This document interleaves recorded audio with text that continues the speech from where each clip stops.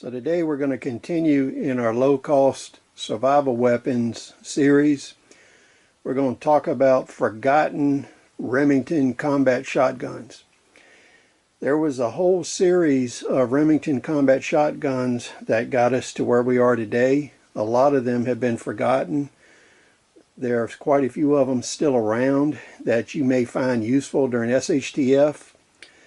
These I would look at as reserve weapons or special purpose weapons. Some of them are easy to get parts for, some of them are not. So that would be our criteria on whether it's a mainline weapon or a support reserve weapon. 95% of all of the pump and semi-automatic shotguns we have today, they all evolved from one weapon. And that one weapon was John Browning's A5 semi-automatic shotgun. Now, that gun was originally designed for Winchester. They sat on that gun for a while and they wanted to give John Browning a flat fee for it rather than paying royalties. So John Browning had a disagreement with them. He took the gun to Remington. Their president had died, so they couldn't meet with him. He then went to FN in Belgium and they gladly took the patent, bought it, paid royalties on the gun. Millions of Browning A5s were made. Now, what's of interest to us is the Browning A5 illustrates that John Browning's ideas and patents were shared all through the firearm industry. A lot of competing companies bought license to produce his goods. So when we look at the Browning A5, the American version is the Remington Model 11. Savage also produced that gun in their 720 series. Then they produced it with an aluminum receiver in a lightweight version as the Model 745. So what we're going to find is most of the pump and semi-automatic shotguns we use today, they all evolved from the Browning A5. And what they did is this gun provided the basic layout for all of the combat shotguns we have today. The second part of that is it went through an evolution through Remington from recoil operated to several types of gas operations, culminated with the Remington 1100 and 1187 series. And what we'll find is these different variations of the gas system were also used by Winchester and other manufacturers throughout the country. What we find is the benefit of the Remington Model 11 is it was produced in really large numbers, and the 12 gauge is easy to get parts for. The 16 gauge and 20 gauge versions are much harder to find parts for. Now, an interesting fact, the NFA, a lot of the measurements on what's a short barrel shotgun were based upon Bonnie and Clyde, especially Bonnie's use of the Remington Model 11 in various sawed-off configurations. So this is an actual Remington Model 11 in 20 gauge. It makes a nice lightweight gun, kind of like an M1 carbine. The Bonnie Parker pretty much preferred 20 and 16 gauge guns and didn't use the 12 gauge version. Now, what we'll find is one of the main weaknesses of this gun is the forearm. They crack and they break with regularity. This gun I've never rebuilt. It has stock damage here, stock damage here. That's all easily fixed. Now, what we'll do is take the forearm off of this and show you the operating system.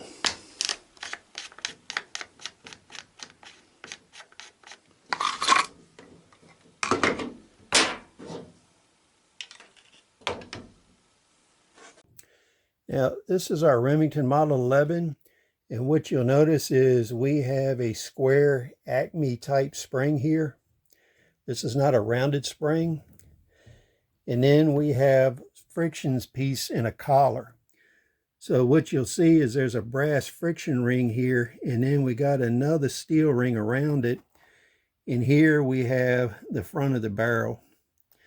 And what happens is once this compresses, it tightens this down and it creates a lot of tension on the magazine tube here. That provides the friction to slow the weapon down. Now, what you're going to find is there are 3 ways to set this system up. Right now, it's set up for heavy loads.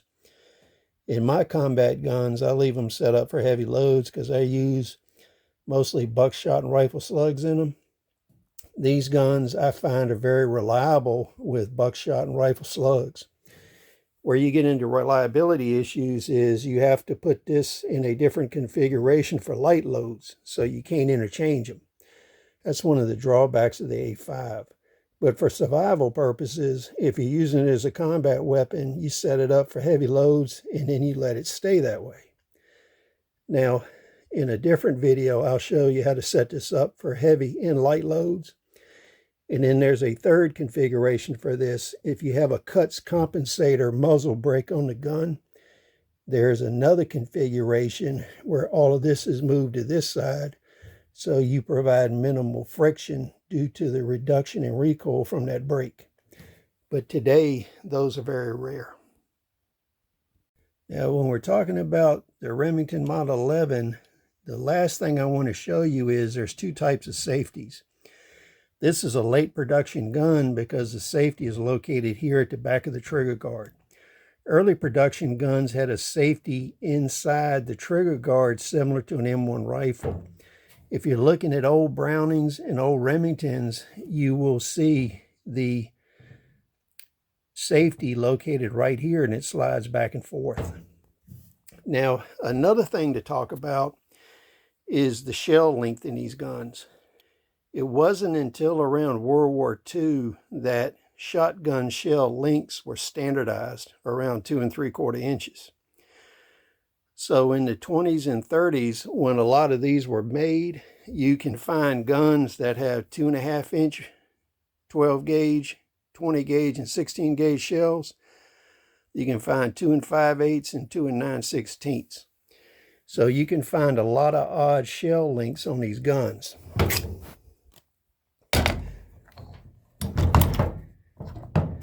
So when you're looking to buy one of these guns, always look at the stampings on the barrel. The guns made for 2 3/4 shells will say, for instance, with this one, 20 gauge for 2 3/4 or shorter shells.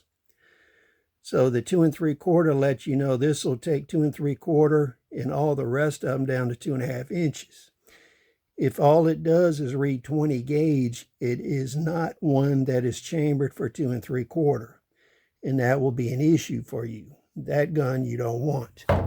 Now, in my travels, I've found the 16 gauge guns are the most problematic because there's a whole lot of them that were made for the European market that are 2.5 or 2 9/16 or 2 5/8 shells.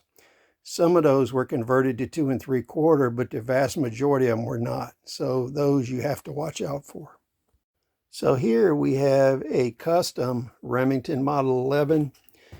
This one has a 12-inch barrel on it. It's an NFA item, and it has a extended magazine on it. Now, what you'll find is you can use Remington 1100 magazine extension tubes on Remington Model 11s. And when you do that, you might have to use a spacer in between the end cap in the front of the magazine tube extension, depending on your gun. The Browning A5 uses a different thread than the Remington Model 11. Now, this gun is one of the older model guns, and you can see the old style safety that's inside the trigger guard here. Now, I have several short-barreled Remington Model 11s, and I find that in the short barrel configuration, they are very reliable with buckshot and slugs. When you set the recoil system up, you want to set it up for heavy rounds. And one thing that'll happen is you'll find the recoil is sharper because with a short barrel, you have less mass in the barrel. So the barrel is going to recoil faster than it would with a long barrel. So your recoil is actually going to be heavier in the short barrel because of that. Now, when we discussed the Remington story, what Remington did is they had a Model 10 pump action shotgun. It was available in 12 gauge and 16 gauge. Then they started manufacturing the Model 11 semi-automatic shotgun. Then what happened is they bought another John Browning patent, which became the Remington Model 17. These are the Remington Model 17s, and you'll notice they're bottom eject, bottom feed, and this is the predecessor to the Ithaca Model 37. Historians kind of argue about this model. It seems there were plans to replace the Model 10 with it and produce this in 12 gauge, 16 gauge, and 20 gauge. But Remington's production of it was limited to 20 gauge only. This one is a Remington Police Special. This was a factory produced gun. It had, I believe, a 15-inch barrel, and it had a factory pistol grip on it. And you can see here it has a metal insert that goes in the grip. And this one was number 24 of the police department that had it. I believe this gun probably came from New Orleans, because New Orleans was known to buy these short barrel configured Model 17s, and they were also an early buyer of AR-15 select fire rifles and AR-18s. Most of the 01 model AR-15s that are full auto, that are on the National Registry that people own, came from New Orleans. And a lot of these came from New Orleans. This is a short barrel version with 12-inch barrel on it. And you'll find that these are excellent combat shotguns. They're very light. And if you had one with an 18-inch barrel, it would be comparable to an M1 carbine. Very light, very handy, yet powerful. So what happened is Remington was producing 3 different guns on 3 different production lines. So they started to want to produce multiple guns from one production line that shared parts. So that's where we're going next. So the next gun that Remington built was the 1148. And this is an 1148 that was custom and modified. It has a barrel extension with a special choke tube on it.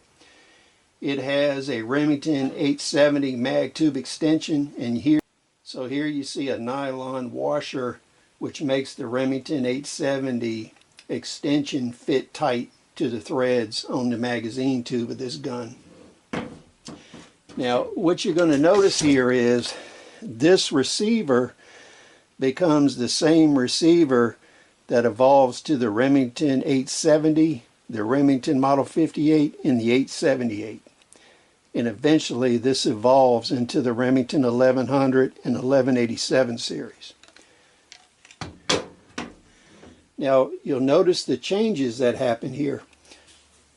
We have a square back receiver here, and we have a round back receiver here. That was one of the evolutions that Remington worked on. Now, one part of the story that's left out is this gun is a Stevens Model 520A, and they had a Model 520. So when John Browning invented this several years later, he invented this pump shotgun, which is an evolution of this design. And then the Model 620 has a round back receiver similar to how the Model 48 has one. Now, he incorporated a takedown system into this gun.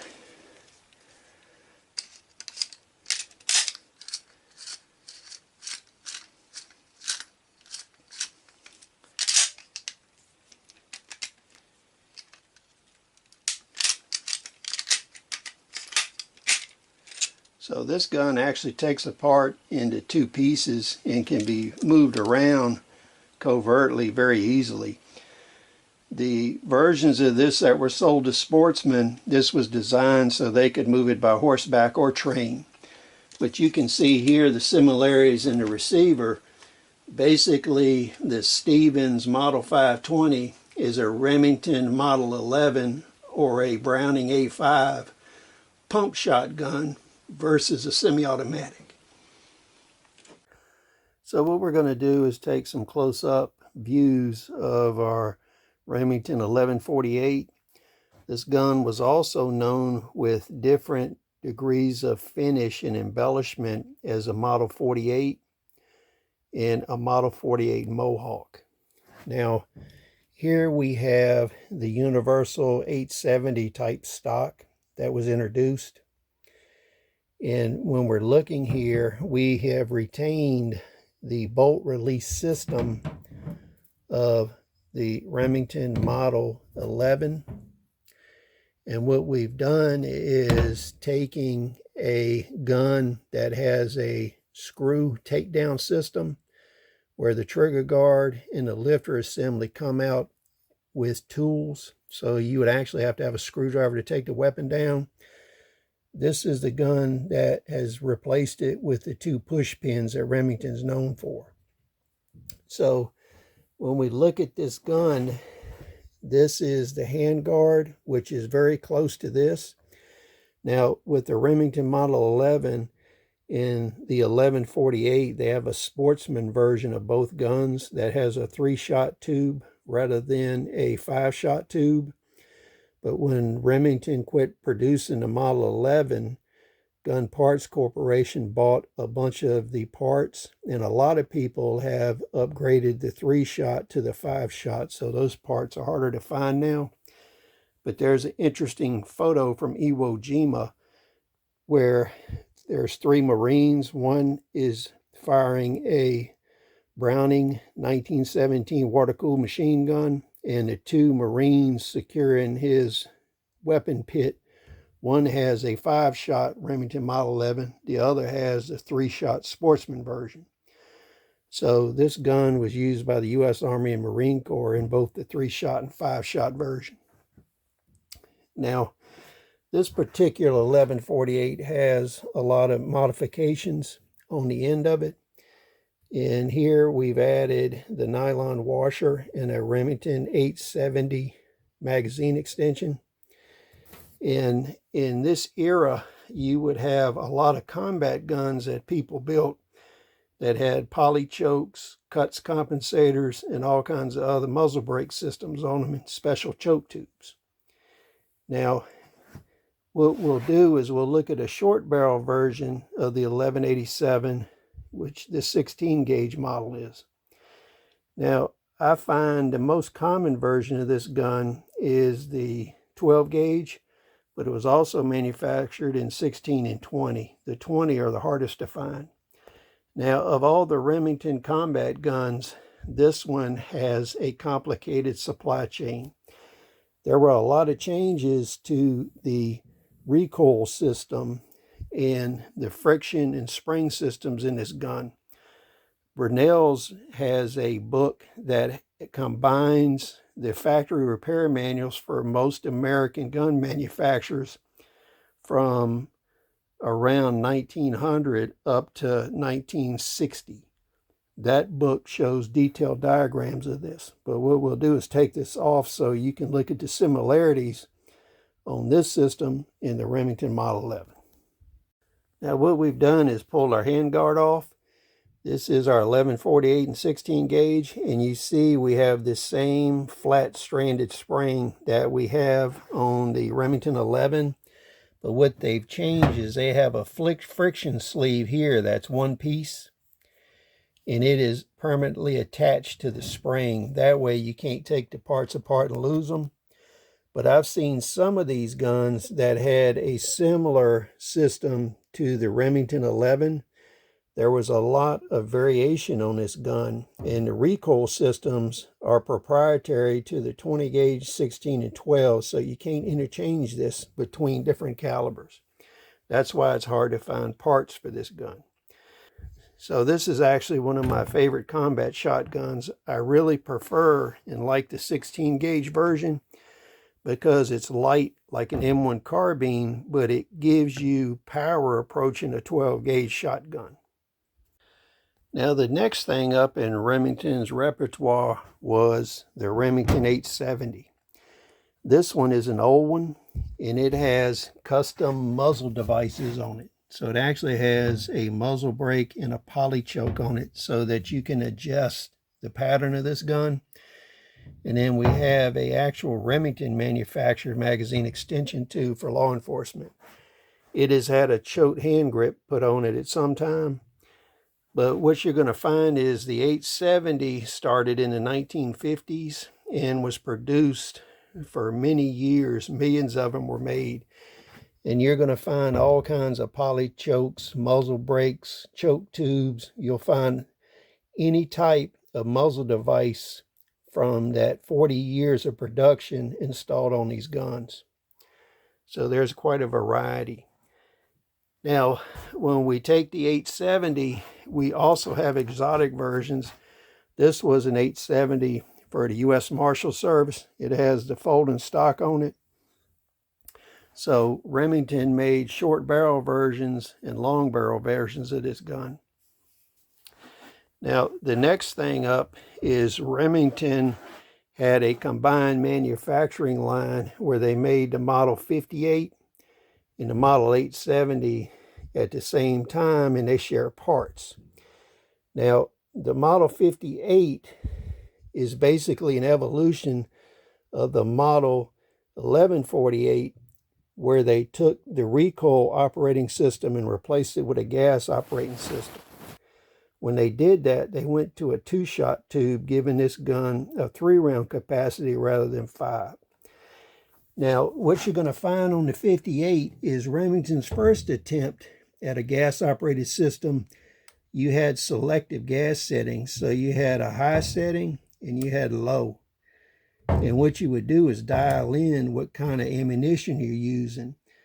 Now, you could not mix ammunition type on this gun, because if you set it to low and you fired high-powered ammunition, you can damage it. Now, this particular part is difficult to find for the Remington Model 58. And I've seen a lot of Model 58s where people couldn't find parts. And what they would do is strip the gas system off. And you can actually install a Remington 870 pump on it and use it as a pump shotgun. So there's a lot of them floating around that have been converted to pump shotguns. Now what we'll do is we'll take this off so you can see the gas system. Now what you're going to notice is some interesting stuff here. This is our magazine tube cap, and you can see the gas vent holes in it. You can see the high and low. This is the interior where you have your gas takeoff holes. So what this gun does is it vents gas so that you only apply the correct amount to operate the system. Remington even warned you not to put any oil on the tube here, because what would happen is if you oil this stuff when you're using a gun, it will be baked on there by the gas operating the gun. Now, when we look at the gas system, you can see the 2 gas takeoff holes right here on my right. You can see the piston inside the channel, and then you see an accelerator assembly in there. Now, what happened is this gun uses a similar lifter assembly to the 1148. And what they've done is added a release bar here and got rid of the button they had here on the 1148. So instead of having a button here, we have a release tab there on the lifter. Now, what's interesting about this gas system, it was also used in the Winchester Model 1400 and 1400 Mark II. So what Remington did is after several years, they introduced the 878.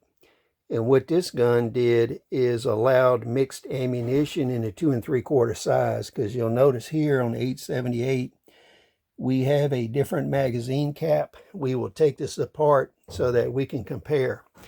Now, the other big change on the 878 is we use a button on the magazine tube that catches the lifter in order to hold the bolt open. Now, when the gun's closed and you look in there, you can see the button right there. So when the last round fires, this little tab on the end of the magazine well will engage your lifter here and hold the bolt open. Now, when we take the Model 58 apart and we take the Model 878 apart, we'll notice that most of the parts are identical, and they actually produced these two guns at the same time. And what they did is they didn't mark the barrels. So you can use a Model 58 barrel on an 878 and an 878 barrel on a Model 58. They're the same barrel. What they've done is they've gone in here and changed the piston assembly. You can see there's a 2-part piston assembly in here now. And the accelerator system is gone off of this magazine tube that was on the Model 58. So you can see how these changed. Now, the interesting thing is I actually have short barrel shotguns in all 3 calibers for the Model 58. I've shot them a lot. This top one was made by a Class 2 manufacturer, and it is kind of a hybrid. It's a Model 58, but he has a Model 878 end cap on it. So this is kind of a hybrid. And then he painted it some kind of funky OD green black scheme.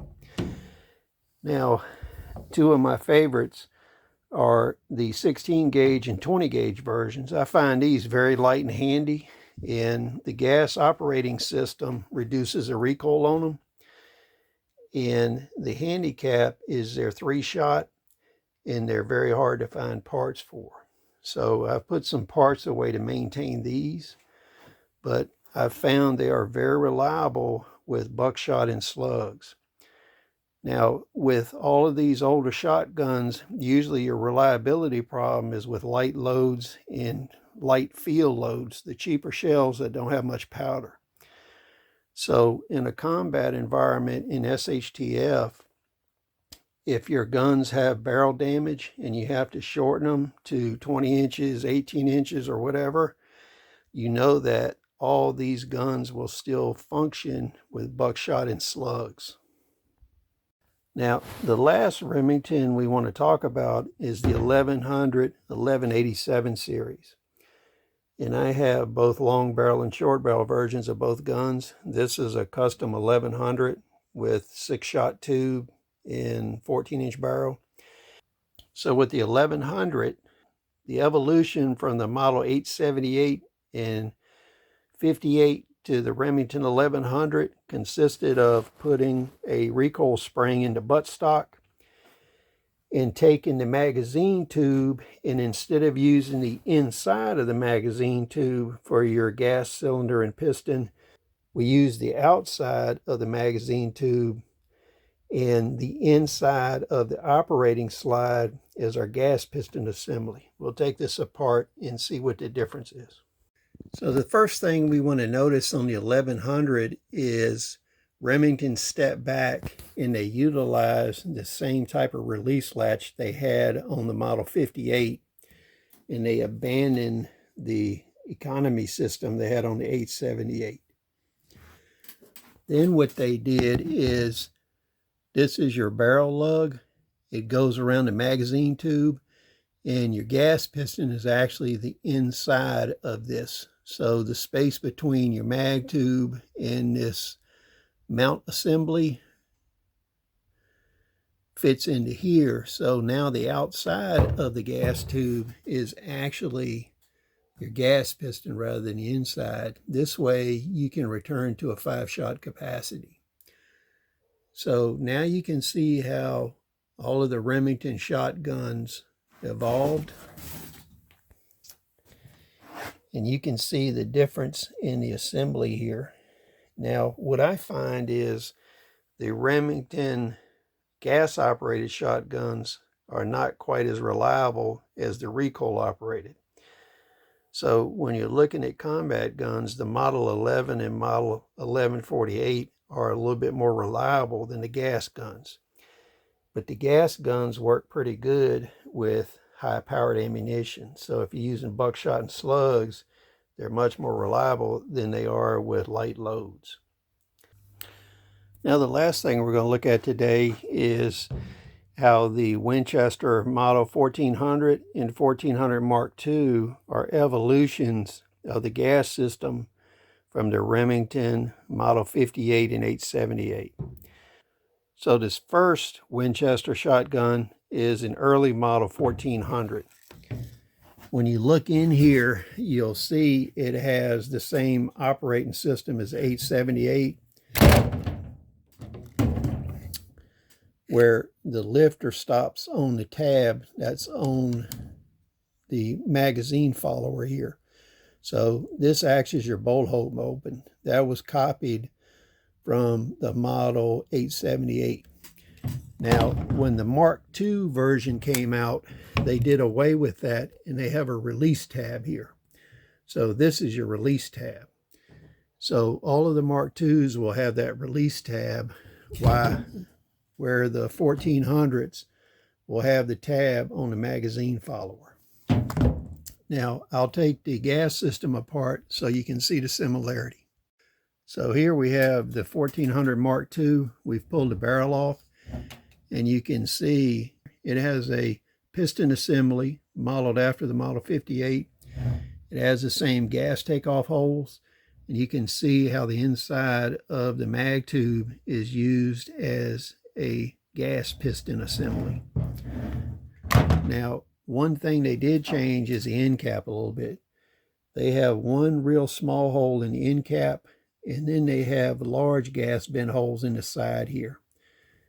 And when you look in this is an assembly that kind of floats, and it regulates the amount of gas. And that way this gun can shoot 2 3/4 high and low brass shells without any adjustment.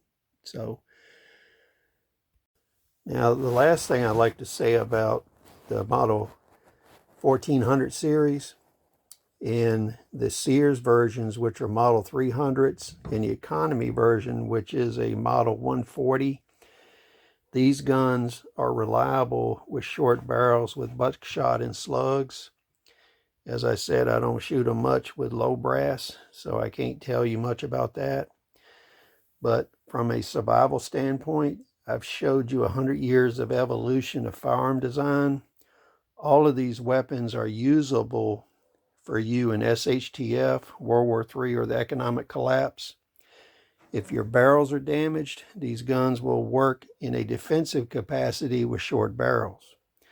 And that may be important in the future because you're going to want to keep everything working you can. So what we'll do is we'll make later videos model by model where we will field strip them and talk about how to maintain them, clean them, and keep them operating. So basically this is an overview of what's available that you can utilize during SHTF. I know we went a little long on this one, so please comment, share your thoughts. We'll see you on the next video.